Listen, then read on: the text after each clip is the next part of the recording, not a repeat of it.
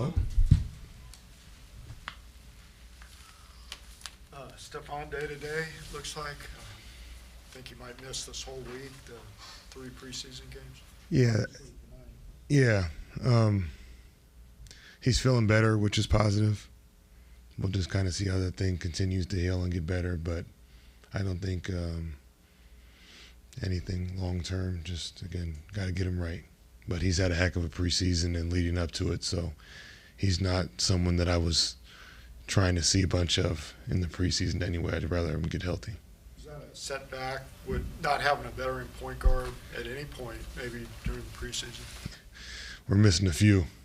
But, again, we've competed and we've asked a lot of them physically in this first week of camp, and so bumps and bruises come with that, and we're aware of that. And now we'll be a little bit mindful of continuing to ramp up, and it gives other people opportunities.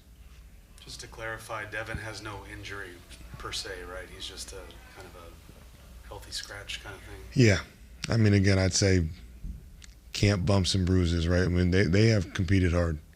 They have competed hard. They have, focused on getting in shape, and we've pushed them in that in terms of just the overall fitness level and trying to run and play fast, and they have answered the bell. And so I think when you ask someone for the ingredients of the level of running, the level of competing, and then the focus on defense, there will be at times some bumps and bruises along with that. But yeah, I think there's nothing there long term similar to Steph.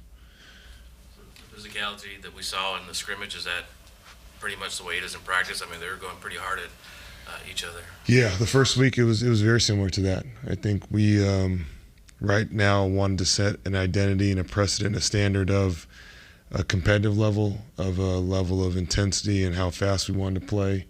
And when you mix in the competitiveness and how fast you're going to play, you're going to have some physicality, hopefully, if you're playing the right way.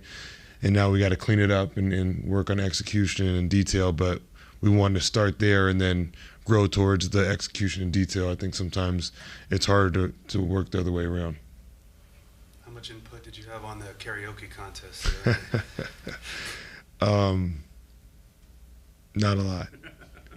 I thought they did a heck of a job. Yeah, it was a players thing, and I thought they made it a very good. As much as it was an individual moment to have to sing karaoke, I thought that they didn't leave anybody on an island. It was a team event, but yeah, hopefully people liked it. Some people may not have. It's okay. Was Keldon the ringleader of that? You know what? I don't know. Yeah. I don't know. A few of them asked me as a group, and it was something they wanted to do, and I said if it was organic to them, I just want to make sure that they executed how they told me they were going to, and they did that more. So Carter seemed to have done the best job consensus-wise, but back to basketball with him, what are you seeing from him defensively? Is he starting to flash some of those traits that led you guys to draft him at 14? Yeah, his intention is almost always, if not always, in the right place. Plays hard, gives multiple efforts, not afraid to put his body on the line, and now is just learning the details and the why and the tendencies and the schemes, the coverages, how to be connected with your teammates. And that's just something that you can't expedite. Even the best rookies still need time in that area, and so that's somewhere we'll grow organically, and that's okay. But yeah, he's definitely continued to show potential on that side of the basketball.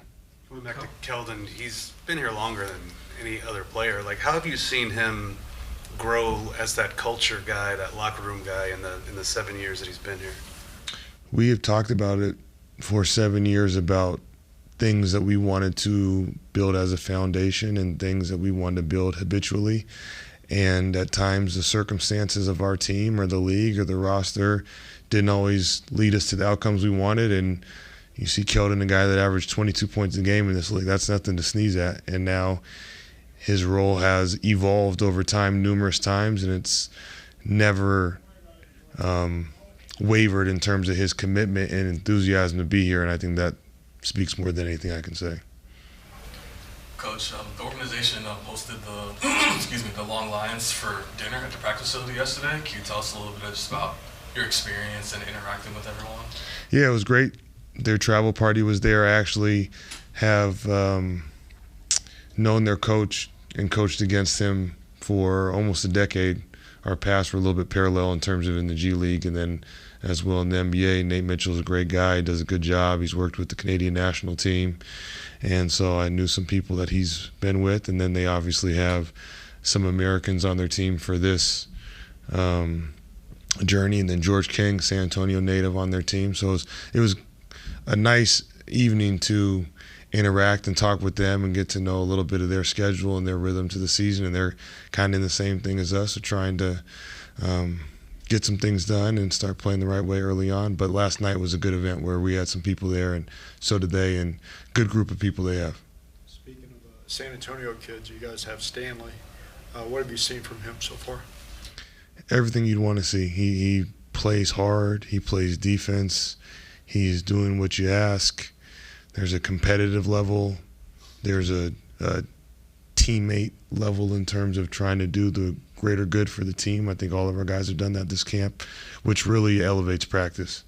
Which really makes it easy for coaches to focus on what you need to focus on and keep the main thing, which can be hard because in camp you got so much you're trying to implement and install. So guys like that are very, very impactful. Thank you, Coach. All righty.